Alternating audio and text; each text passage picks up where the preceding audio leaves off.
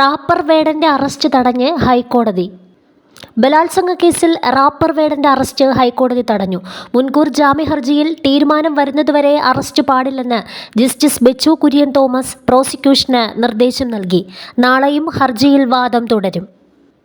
ബലാത്സംഗ പരാതിയിൽ Thrikkakara police case register ചെയ്തതിനു പിന്നാലെ വേടൻ ഒളിവിലാണ്.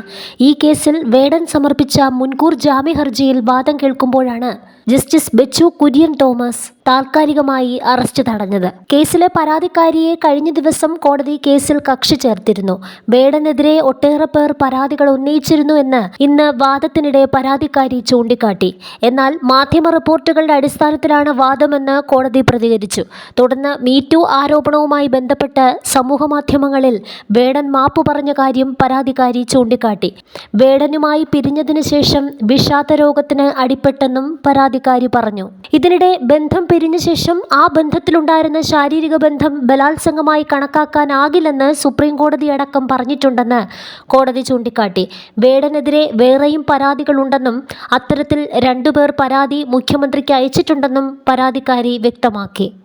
എന്നാൽ ക്രിമിനൽ നടപടിക്രമങ്ങളിൽ മുഖ്യമന്ത്രിക്ക് എന്താണ് കാര്യമെന്നും FIR എങ്കിലും രജിസ്റ്റർ ചെയ്തിട്ടുണ്ടോ എന്നും കോടതി ആരാഞ്ഞു.